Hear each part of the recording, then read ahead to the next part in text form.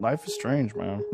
What's still hard? What are some of the challenges that you still face, man? What are the down times, the hard times? What are the shadows that fall across your They're minimized by work. The more effort that I put in my life, whether it's exercise or particularly like running and yoga and martial arts and doing stand-up and doing podcast, the more I do those things, the more, because I'm creating my own struggle.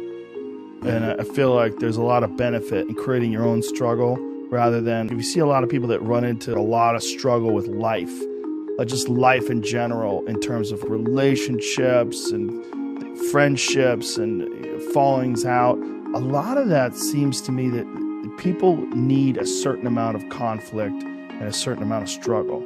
And they create that struggle if they don't get it in some sort of a organic form.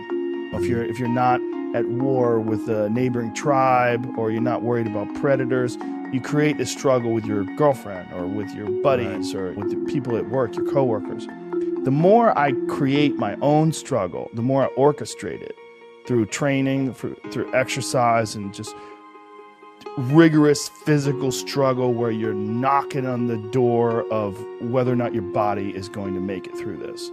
The more you do that, the more I feel like it minimizes those other struggles in life. I like it that way better.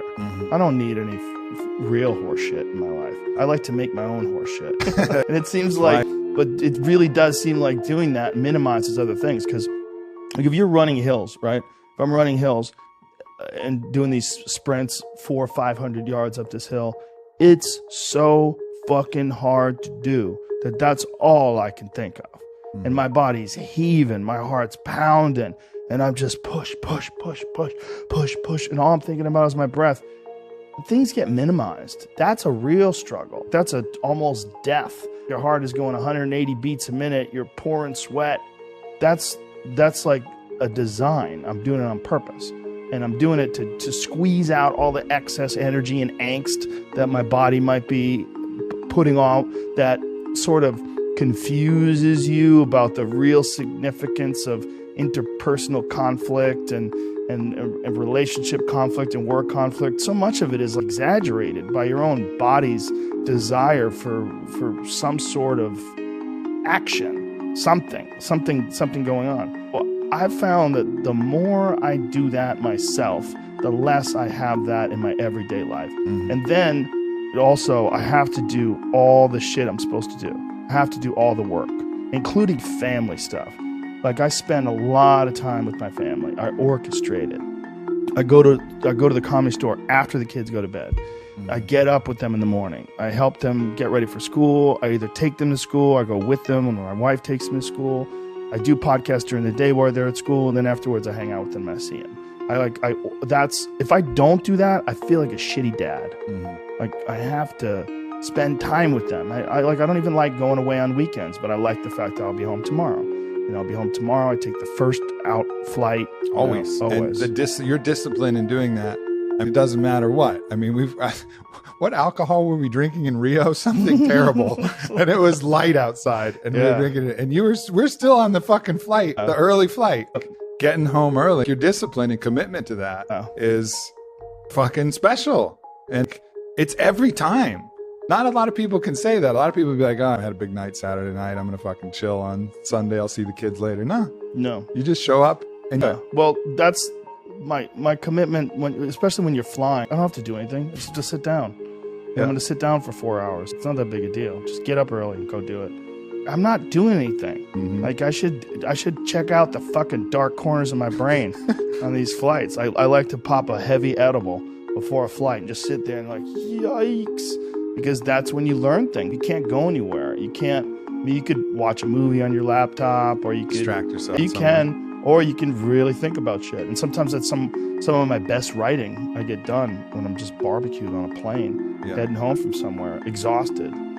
It is actually, it's a little bit different than the workout, but it's the same discipline of, okay, if you're going to float, or if you're going to do yoga, or if you're going to eat an edible and sit on the plane with your headphones on, that's part of finding the struggle yourself. That's going and being the hunter, not the hunted. You're not going to get hunted by the shadows of your mind, these thoughts that are coming up.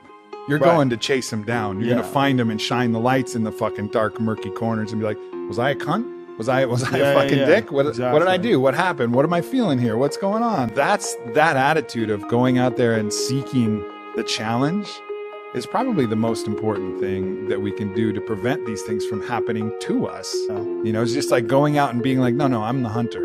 I'm going to hunt this. I'm going to hunt the quiet parts, and I'm going to hunt those parts where I want to quit. I'm going to try and find those areas where I want to give up. And you can curate those thoughts, and you can cultivate them. You could.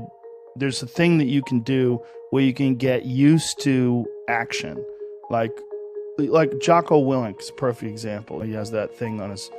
If you go to his Instagram page, almost every other photo is a watch, and it's a watch that says 4:30 in the morning because that's when he gets up and he works out, and he earns the sunset, and he does that. He's so disciplined, and he's got this saying that's a great saying: discipline equals freedom, and it's true.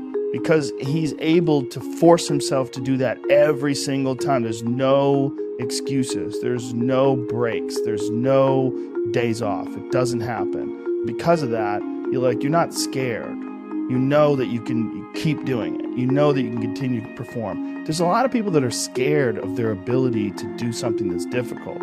They're scared of whether or not you see someone who's doing something that's really tough to do, and you go, man, I don't know if I could do that.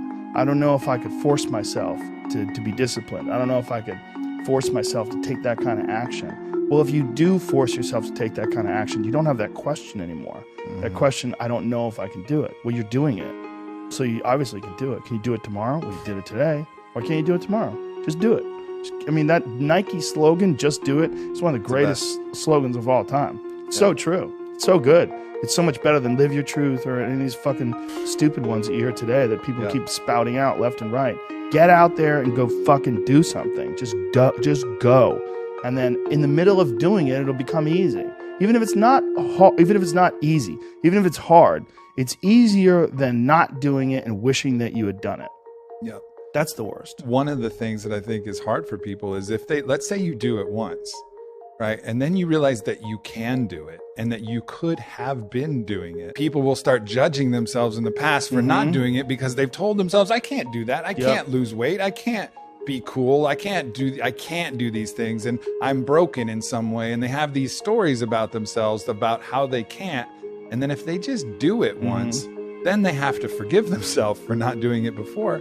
And that's why I think being able to just say, oh, no. It's cool. That was my past self. This is myself now. And I can do it now. And I can totally radically forgive myself for the past and just move forward from here because the past is fucking gone. You know, it's over. It's a dead body. Like the living body starts now, immediately.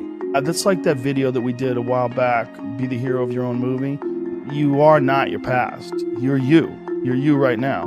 Like the past you might have done some things you wish you hadn't done. Don't dwell on that. You learn from it, that's fine, but don't dwell on it. Just keep moving. Keep moving. Use it as fuel. Say never again. I get what I did wrong, but don't think that you're that person that made those mistakes. You're the person who's learned. And to have that attitude is a really important thing. And to not say, why am I doing this now? I could have been doing this my whole life. Well, you weren't. So the fuck is that going to help? You gotta not think like that. You just gotta be happy you're doing it now.